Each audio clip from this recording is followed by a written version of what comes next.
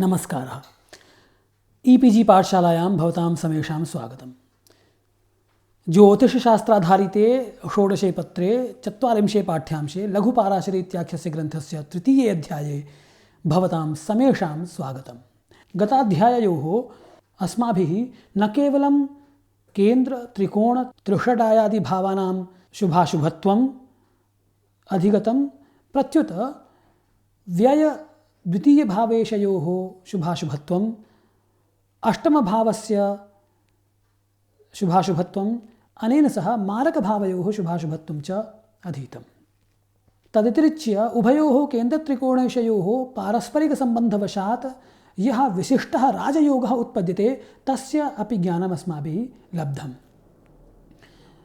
तत्र इदम् अपि अस्माभिः अधीतं यत् योऽयं सम्बन्धः सः चतुर्विधः भवति।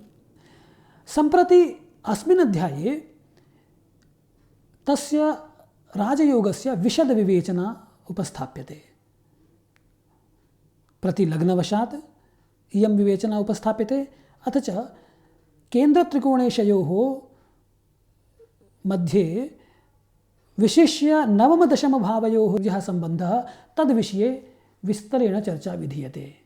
एतदतिरिच्य धर्मकर्मेशयोः वशात् यः योगः उत्पद्यते तस्य अपवादः कः इति अस्मिन् विषये अपि अस्माभिः ज्ञानं प्राप्यते। तर्हि पाठमिदं पठामः। विविधलग्नवशात् राजयोगस्य विवेचना। मेषादिलग्नवशात् कुण्डल्यां कः ग्रहः राजयोगं जनयति इति एतत् ज्ञानं तु तदैव सम्भवेत् यदा तत्तल्लग्नेषु कः केन्द्रेशः कश्च त्रिकोणेशः इत्यस्य ज्ञानं सम्यक्तया स्यात्।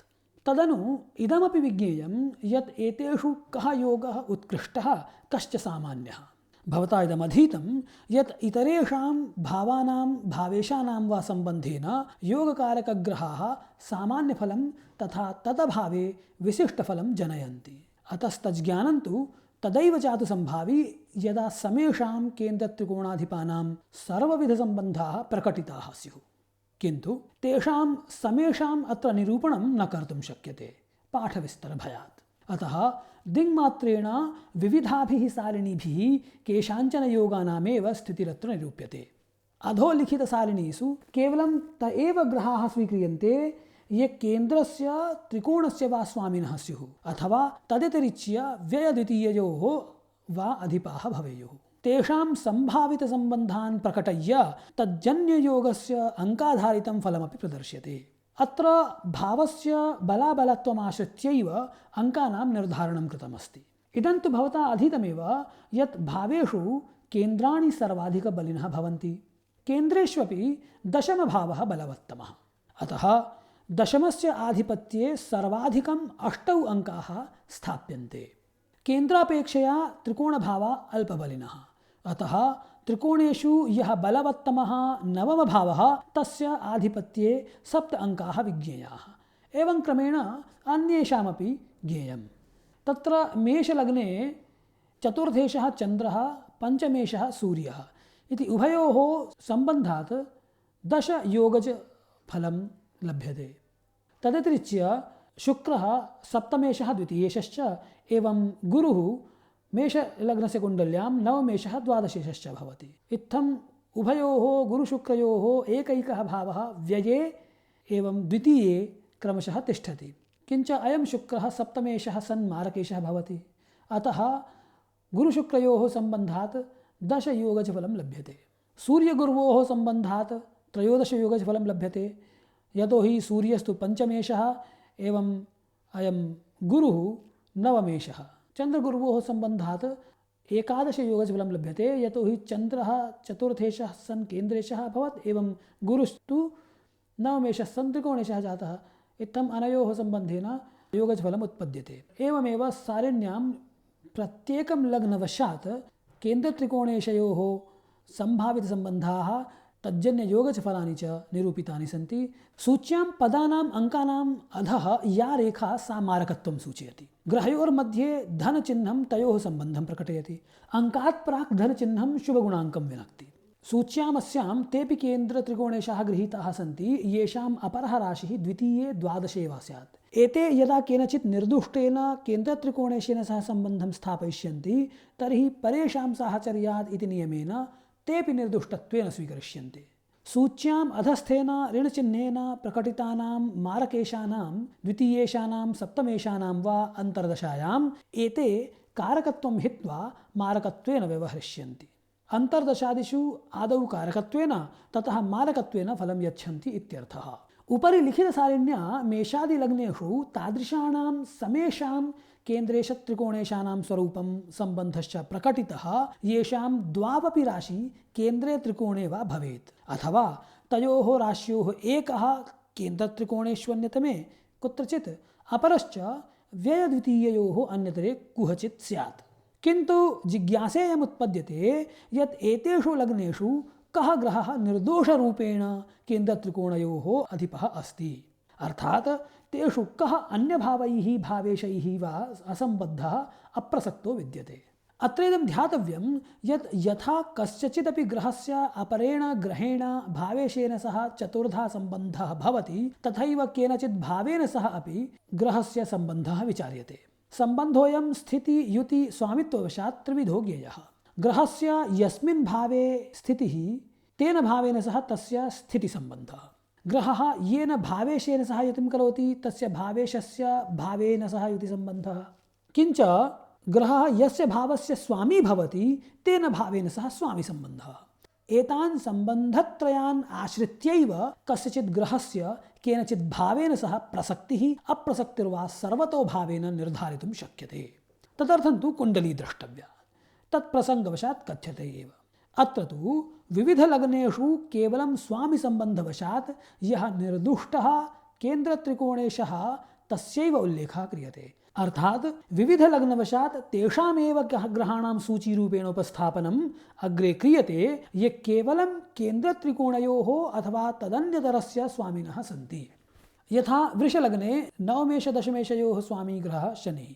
अयं यदि केनचित् सह संयोगं करोति चेत् योगजफलम् 11 लभ्यते। मिथुनलग्ने लग्नचतुर्थेशयोः स्वामी बुधः, अस्य योगजफलं 7। कर्कलग्ने पंचमेश दशमेशयोः स्वामी मङ्गलः एवं चन्द्रः लग्नेशः, तयोः योगजफलसम्बन्धः 16 इति एवं क्रमेण समेषां लग्नानां ते भावेशाः अत्र सूचीबद्धाः कृताः सन्ति ये केवलं केन्द्रत्रिकोणेशयोः निर्दुष्टत्वेन स्वामिनः भवन्ति। उपरि सूच्यां वृषादि विविधलग्नवशात् निर्दुष्टकेन्द्रत्रिकोणेशानां सूची प्रदत्ता अस्ति। तदनुसारेण वृषलग्ने शनिः निर्दुष्टोऽस्ति, अर्थात् शनिः वृषलग्ने केन्द्रत्रिकोणभावं नवम-दशमभावम् अतिरिच्य न इतरैः भावैः प्रसक्तः। मिथुनलग्ने बुधस्य उभावपि राशि लग्नचतुर्थभावयोः स्थितौ भवतः, अतः लग्नचतुर्थभावयोः स्वामी भूत्वा बुधः निर्दुष्टतया त्रिकोणकेन्द्राधिपो भवति। कर्के तु द्वौ ग्रहौ चन्द्रमङ्गलौ इतरैः अप्रसक्तौ स्तः। एवमेव अन्यलग्नेषु भाव्यः। सूच्यामस्यां मङ्गलस्य उभेपि लग्ने न वर्तेते। अत्र कारणम् इदमेव यत् मेषवृश्चिकलग्नयोः न कोऽपि ग्रहः द्वयोः केन्द्रत्रिकोणयोः स्वामी विद्यते।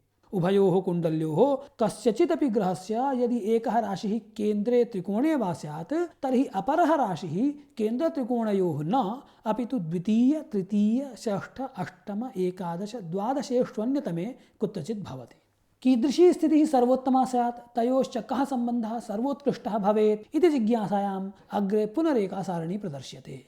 अस्यां सारण्यां विविधलग्नेषु सर्वोत्तमयोगफलं यथा लभ्येत तथा केन्द्रत्रिकोणेशयोः सम्बन्धं प्रकटितं वर्तते। यथा कर्कलग्ने मङ्गलचन्द्रयोः सम्बन्धः सर्वोत्तमः, तस्य योगफलं 16। सिंहलग्ने मङ्गलसूर्ययोः केन्द्रत्रिकोणेशयोः सम्बन्धः सर्वोत्तमः, तदर्थं योगफलं 15। तुलालग्ने शनिबुधयोः केन्द्रत्रिकोणेशयोः सम्बन्धः सर्वोत्तमः, तदर्थं योगफलं 15 लभ्यते। धनुलग्ने गुरुसूर्ययोः किञ्च गुरुमङ्गलयोः योगफलं सर्वोत्तमं 14 भवति। मकरलग्ने शुक्रशन्योः सम्बन्धः सर्वोत्कृष्टतमः, तदर्थं योगफलं 13।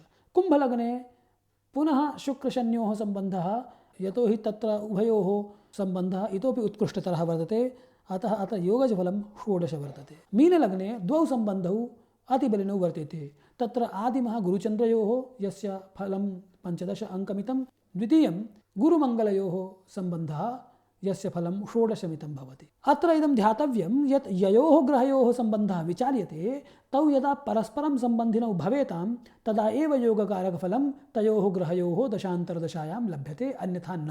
अर्थात् प्रायः अन्यतरदृष्टिसम्बन्धात् योगोऽयं नोत्पद्यते।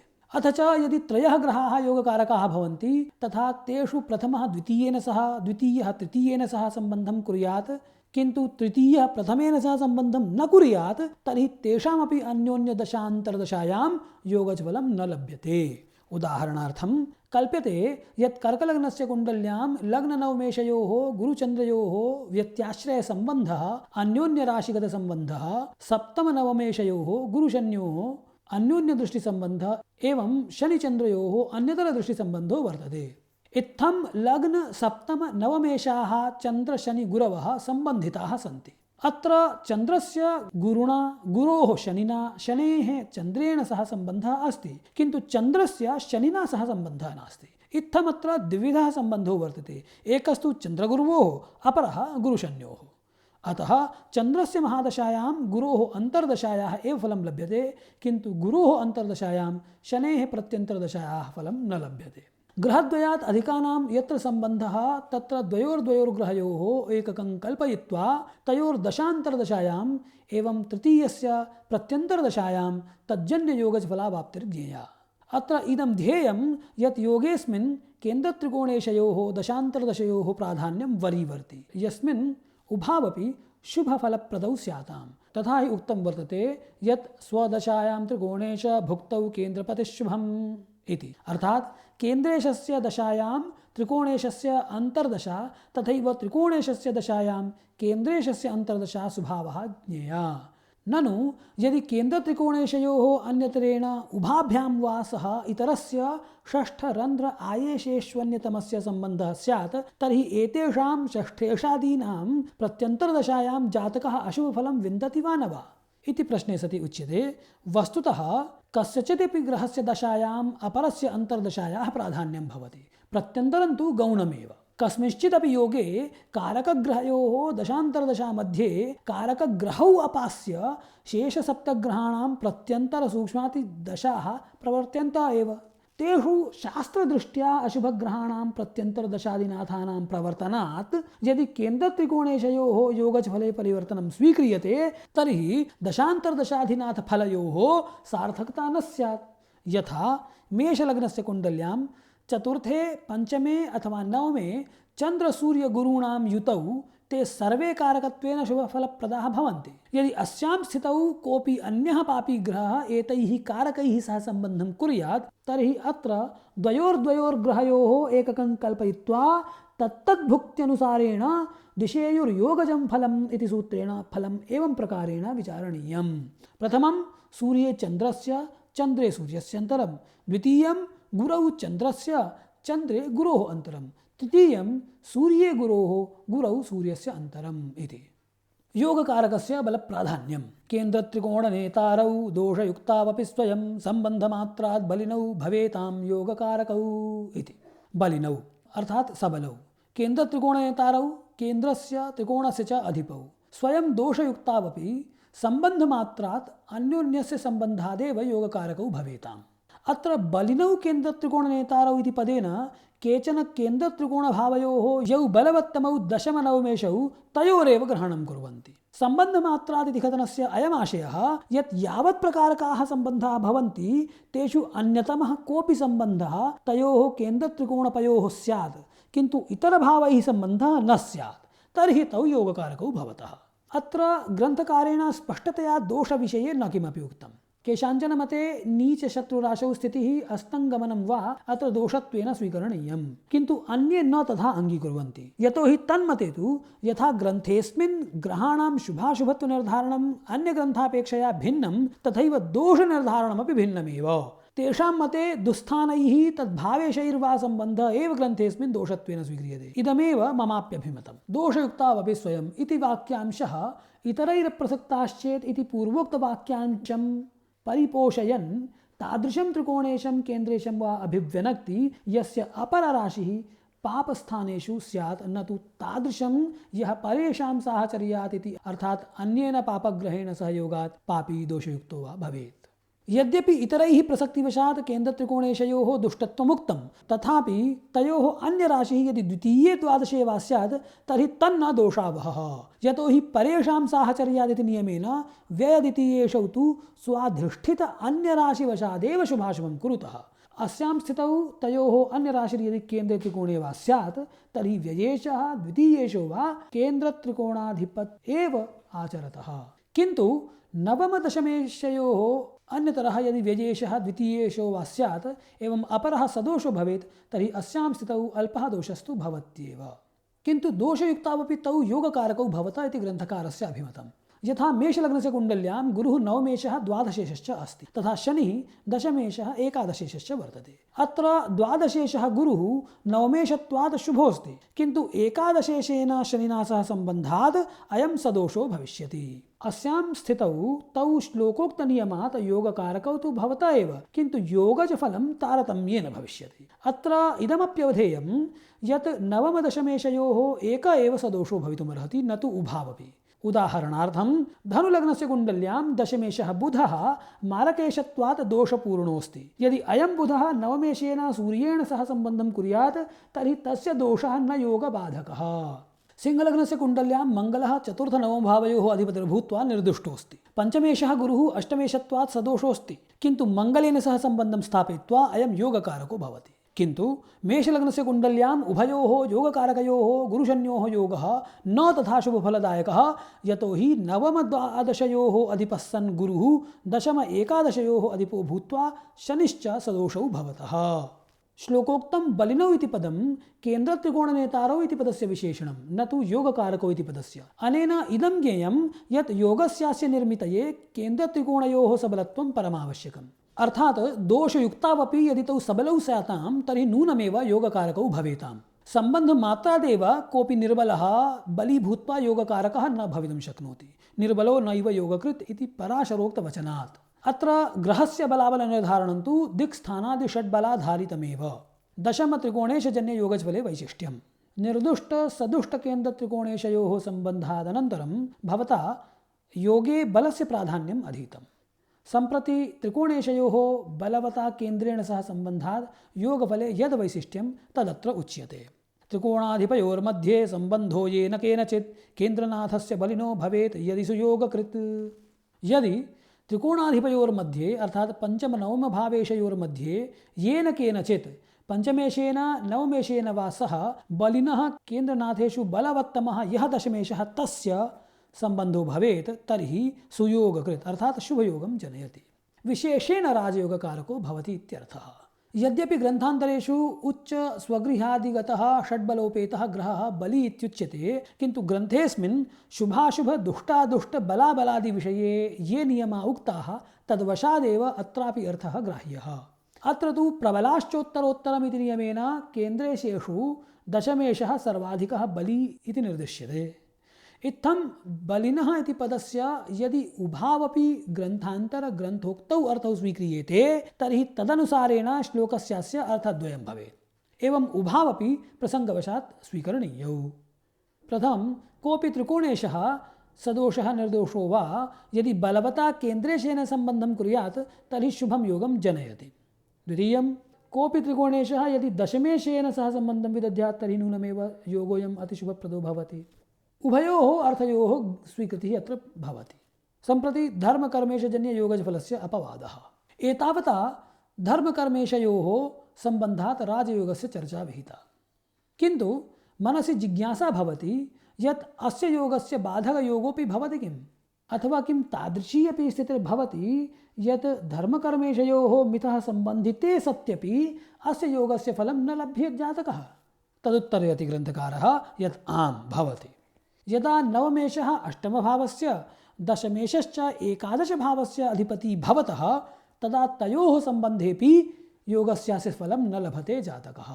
तथा हि ग्रन्थकारः धर्मकर्माधिनेतारौ रन्ध्रलाभाधिपौ यदि तयोः सम्बन्धमात्रेण न योगं लभते नरः इति। अर्थात् धर्मकर्माधिनेतारौ नवम दशमभावयोः अधिपौ ग्रहौ यदि रन्ध्रलाभाधिपौ अर्थात् क्रमशः अष्टमभावस्य एकादशभावस्य स्वामिनौ भवतः तर्हि तयोः तथा विधयोः नवमदशमेशयोः सम्बन्धमात्रेण पूर्वोक्त अन्योन्याश्रयादिसम्बन्धवशादेव नरः जातकः योगं न लभते, राजयोगस्य फलं न विन्दते।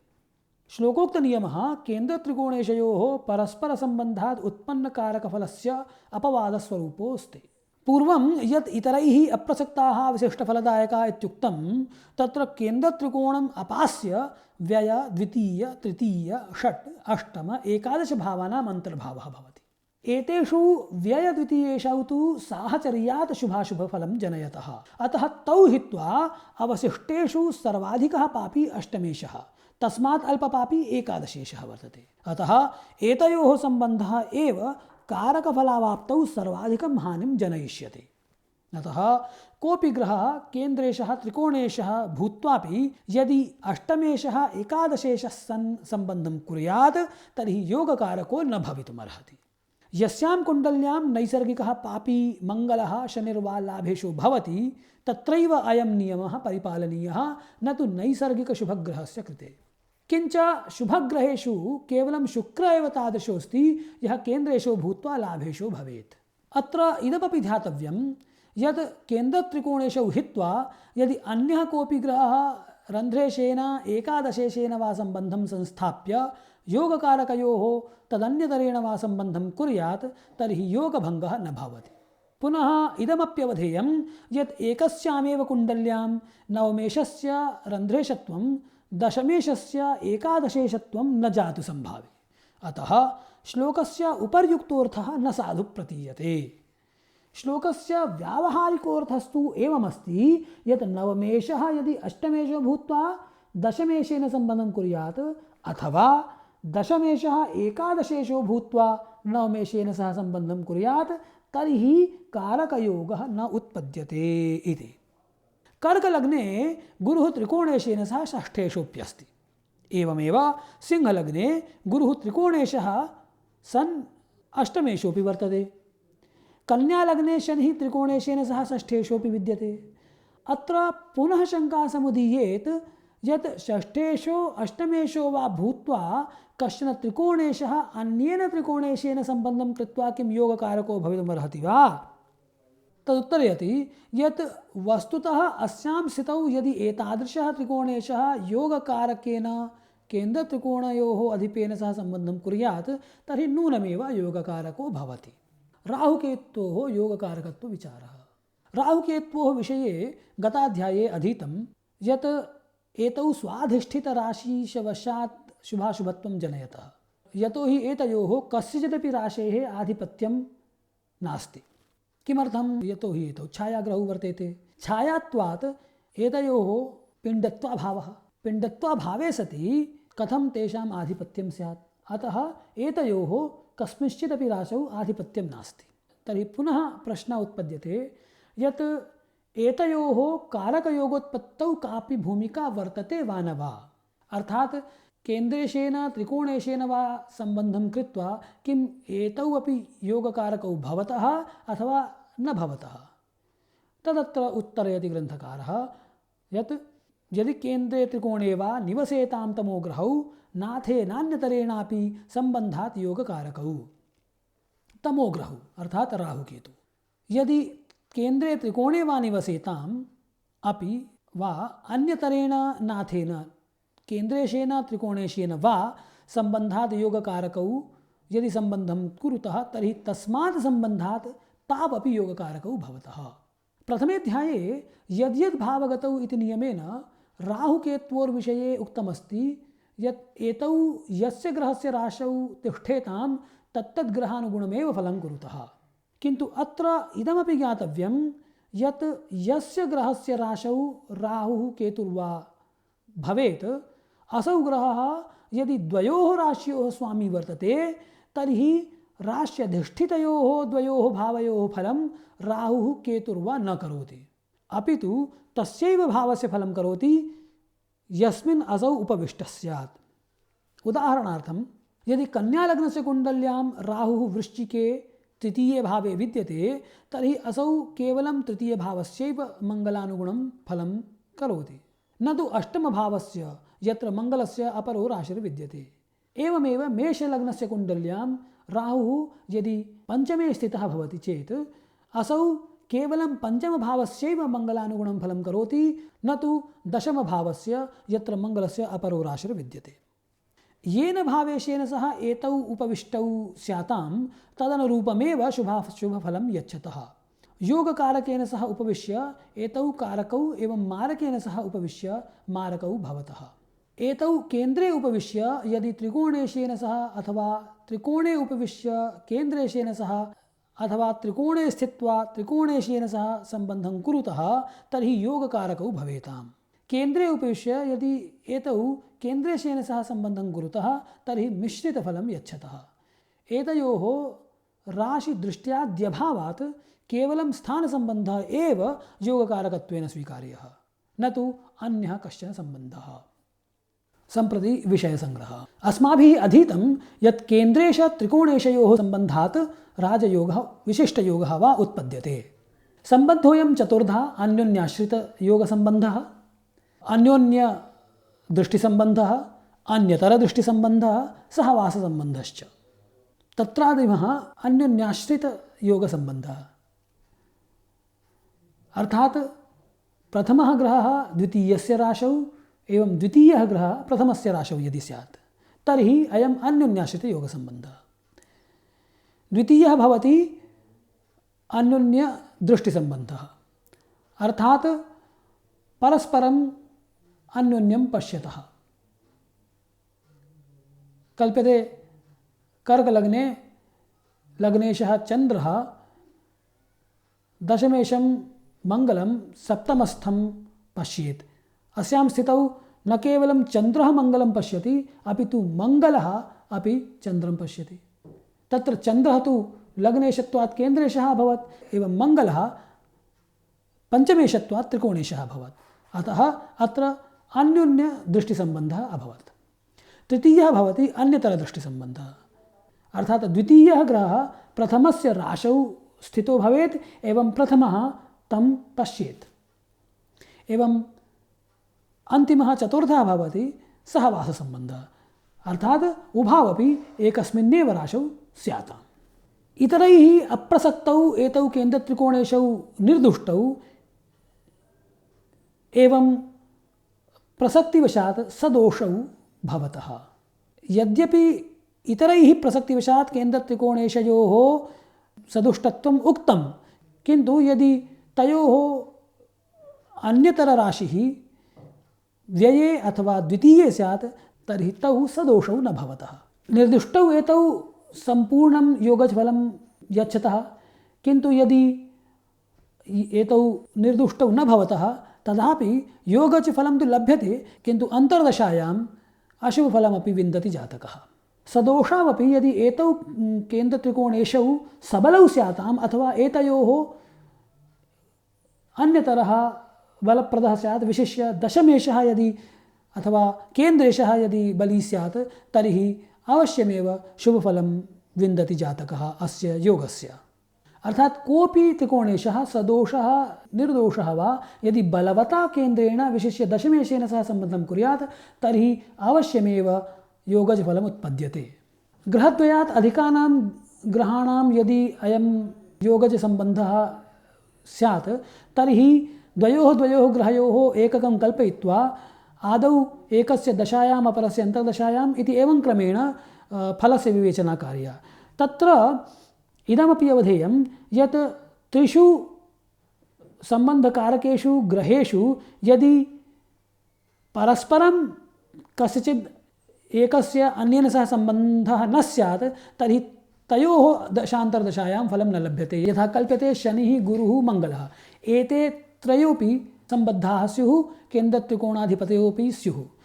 कल्प्यते एकस्यां कुण्डल्यां चन्द्रशनिगुरूणां पारस्परिकसम्बन्धः वर्तते एवं तस्मात् सम्बन्धात् योगजफलम् उत्पद्यते। किन्तु अत्र यदि चन्द्रेण सह शनेः सम्बन्धः, शनिना सह गुरोः सम्बन्धः वर्तते, किन्तु चन्द्रेण सह गुरोः अथवा चन्द्रेण सह शनिना सम्बन्धः न स्यात् तर्हि केवलं तयोः एव ग्रहयोः दशान्तरदशयोः योगजफलं लभ्यते ययोः परस्परं सम्बन्धः भवेत्। इत्थम् अस्मिन् पाठे योगजफलसम्बन्धिनः सर्वेपि विषयाः विशदतया विवेचिताः इति धन्यवादः।